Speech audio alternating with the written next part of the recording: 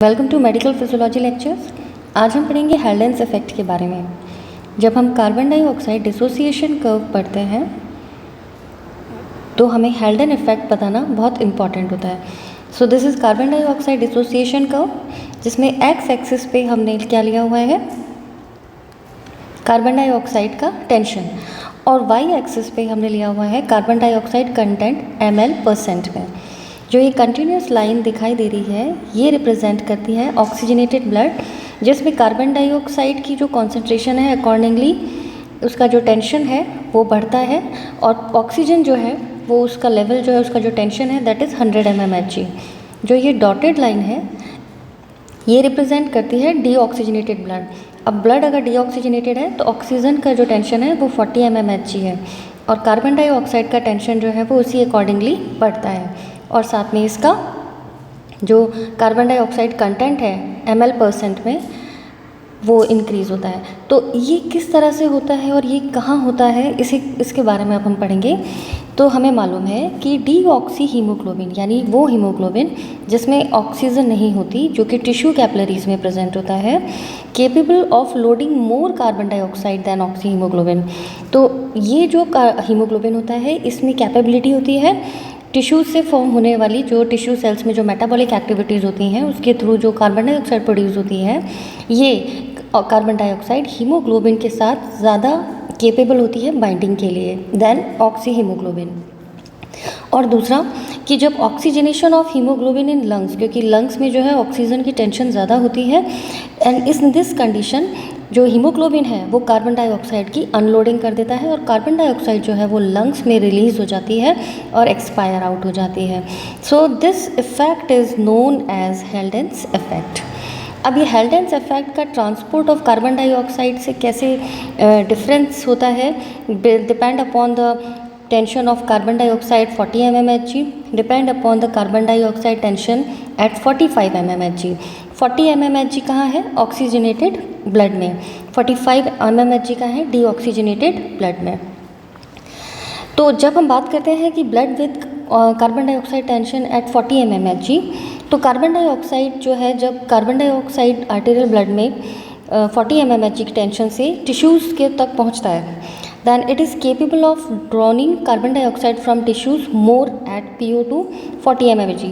क्योंकि टिश्यूज़ में oxygen utilise हो जाती है तो इस कंडीशन में ऑक्सीजन का टेंशन जो है वो कम हो जाता है, एंड ये रह जाता है 40 mmHg, जबकि कार्बन डाइऑक्साइड इस समय यहाँ पे है 40 mmHg टेंशन पे। तो इस कंडीशन में जो टिश्यूज़ से कार्बन डाइऑक्साइड है ये कहाँ चली जाती है, हीमोग्लोबिन के साथ बाइंड हो जाती है। This occur because of Heldens effect and carbon dioxide dissociation curve shift to left when blood flow to the tissues। और यही वजह है कि जब कार्बन डाइऑक्साइड की टेंशन चूँकि टिश्यूज़ में ज़्यादा होती है तो जो कार्बन डाइऑक्साइड डिसोसिएशन कर्व है वो लेफ़्ट की तरफ शिफ्ट हो जाता है, this one.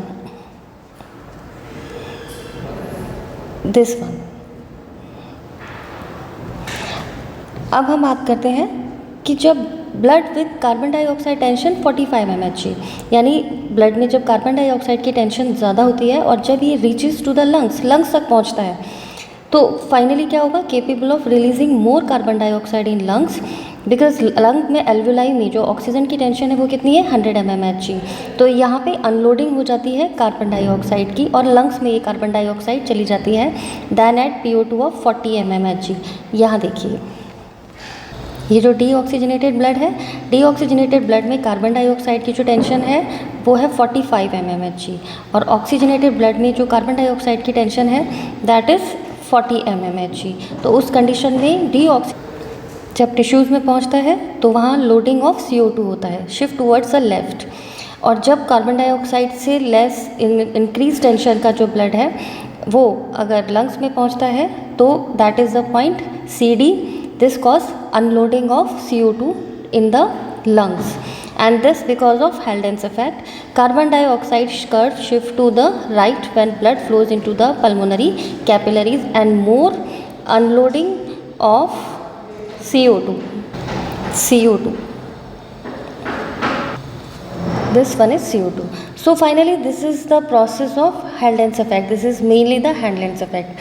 हेल्डेन्स effect is beneficial. क्यों बेनिफिशियल है? Almost double the quantity of CO2 to be carried from the tissues to the lungs. इस शिफ्ट की वजह से, जब यहाँ टिश्यूज़ में ये लेफ्ट शिफ्ट हुआ था, तो उस कंडीशन की वजह से more loading of CO2 at tissue level, ठीक है, and doubles the amount of CO2 to be excreted by the lungs, that is unloading of CO2 at lungs level या एल्वियोलर लेवल। तो ज़्यादा मात्रा में कार्बन डाइऑक्साइड टिश्यूज़ से लेकर lungs तक पहुंचाने में इस हेल्डेन्स इफेक्ट का बहुत ही इंपॉर्टेंट बेनिफिशियल रोल है। तो अगर हेल्डेन इफेक्ट पे अलग से क्वेश्चन पूछा जाए तो आप बिल्कुल ये समझा पाएंगे इस ग्राफ के साथ। इसके साथ ही कार्बन डाइऑक्साइड डिसोसिएशन कर्व में आप इस पूरे प्रोसेस को इस ग्राफ के साथ बता सकते हैं कि किस तरह से जो carbon dioxide dissociation curve shift to right और शिफ्ट टू लेफ्ट होता है, ठीक है। सो आई होप आपको हेल्डेन्स इफेक्ट समझ में आया होगा। इससे रिलेटेड क्वेश्चंस के आंसर आप दे पाएंगे। So wish you all the best. मैं डॉक्टर शिखा सक्सेना, एसोसिएट प्रोफेसर फिजियोलॉजी। इसी तरीके के और फिजियोलॉजी के चैप्टर्स पढ़ने के लिए हमारे साथ जुड़े रहिए। Please like and subscribe my channel. मेरे जो नोट्स हैं वो टेलीग्राम लिंक पे अवेलेबल हैं, आप टेलीग्राम लिंक ज्वाइन कर सकते हैं। Thank you, good luck to you.